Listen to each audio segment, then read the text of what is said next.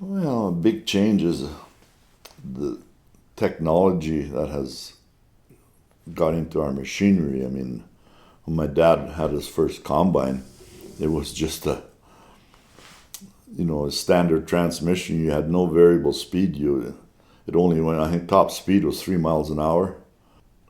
Today, you got all this electronic stuff on your machines that has certainly changed the way farmers do things today.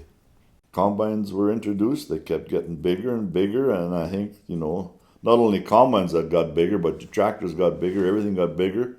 The minute you buy a bigger piece of equipment, naturally, you need to work it a little bit more, so you buy another quarter of land, and I think that's kind of where we're at today. I mean, farms have certainly got a whole lot larger than they were, when I was a kid.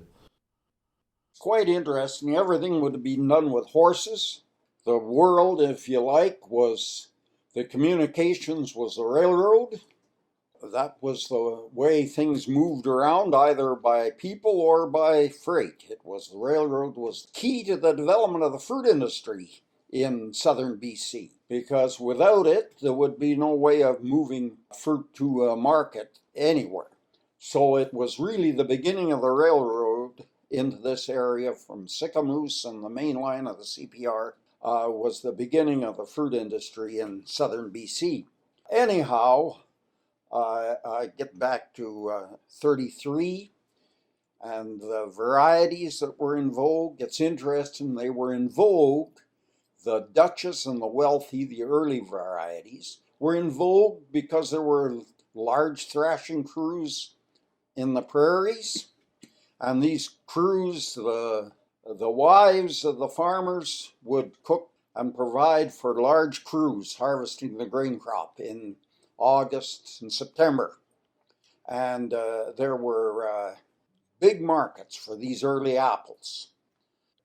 That market died following the Second World War. It actually was in trouble during the war because the ladies couldn't get sugar to cook pies. And that was a big problem, was sugar for pies for the thrashing crew. Following the war, with the development of combines, mainly by Massey Harris, the thrashing crews in the next several years disappeared. And by the time I was taking over in the early 50s, these early apples were almost a thing of the past because they couldn't be sold. Ladies weren't cooking for thrashing crews, and they weren't going to cook that amount of pies for anybody else. So there was a big change.